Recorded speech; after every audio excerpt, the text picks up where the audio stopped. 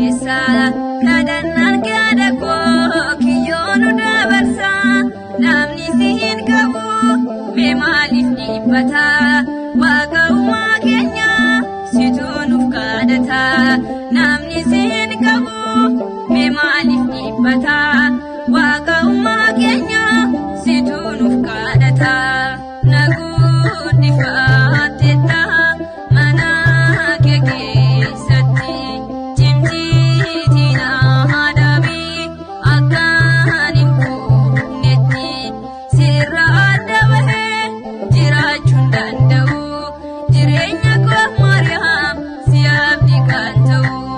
sirra adda bahee jiraachuun danda'u jireenya koo Maariyaam si abdii kan ta'u.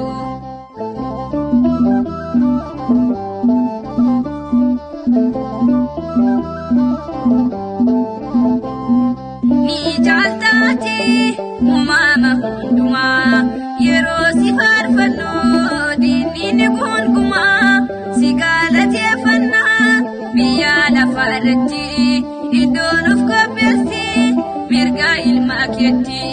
si galateeffannaa biyya lafaarratti iddoo nuuf qopheessi mirga ilma keetti naguddifaatetta mana kee keessatti cimtiitiin haadhabii akkaan hin fuunnetti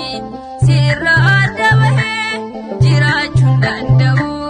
jireenya koo Maariyaam si abdii kan ta'u sirra adda bahee jiraachuun danda'u jireenya koo Maariyaam si abdii kan ta'u.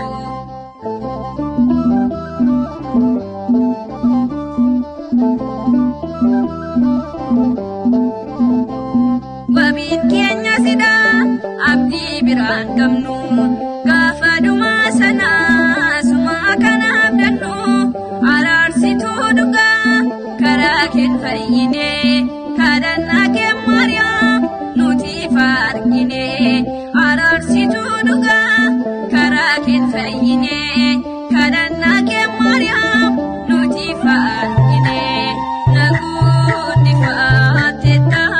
mana kee keessatti cimtiitiin haadhabii akkaan hin fuunnetti sirra adda bahee jiraachuun danda'u jireenya koo Maariyaam si abdii kan ta'u sirra adda bahee jiraachuun danda'u jireenya koo Maariyaam si abdii kan ta'u.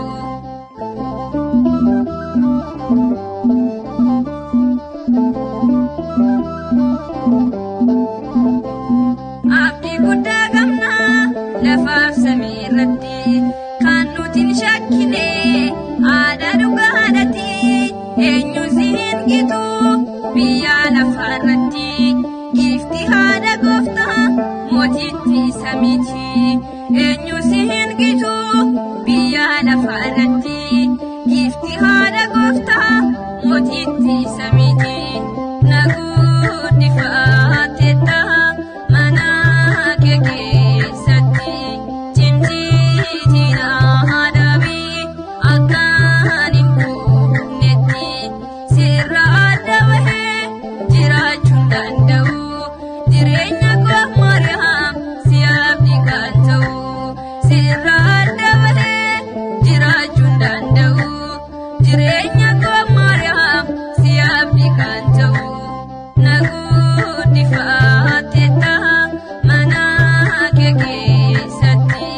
cimtiitiin haadhabii akkaan hin fuunnetti sirra adda bahee jiraachuun danda'u jireenya koo Maariyaam si abdii kan ta'u sirra adda bahee jiraachuun danda'u jireenya koo Maariyaam si abdii kan ta'u.